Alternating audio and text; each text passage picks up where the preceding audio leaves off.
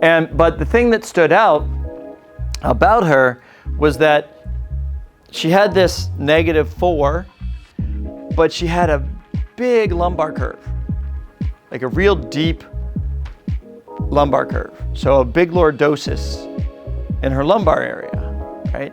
Even though her pelvis was retroverted. And I was trying to do that to myself, right? Whenever I measure something on a patient, I try to put myself in that position. She had a big nutation of her sacrum. So quite large. So she was going this way, but the sacrum was going that way.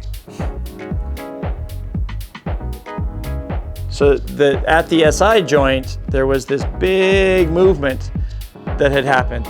This all happened after she had there was like a minor back surgery or something she did, and when she showed up with this symptom.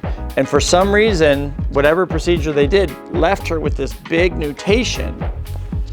And it actually took, I mean, it was so pronounced that what I had to do was get Trish, because she was in the room, to stabilize the sacrum while I took the ilium and brought it in this direction here. And we worked all the soft tissues, and then we demobilized it, and we did it, and then we mobilized it, and kind of back and forth. And it was still kind of a little bit stuck.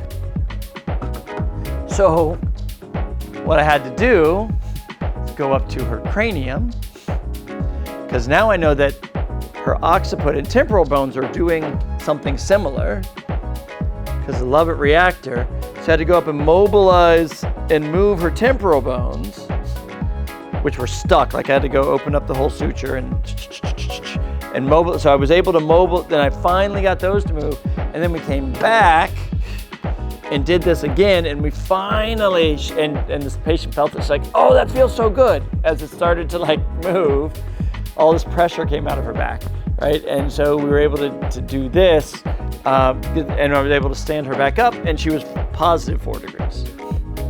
The big cave in her back was gone.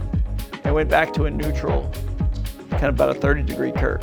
She immediately called that person and was like, this is the most amazing thing in the world. And then she sent her husband in, and then she sent her daughter in, and she sent her neighbor in. And we got 3 referrals out of that one treatment.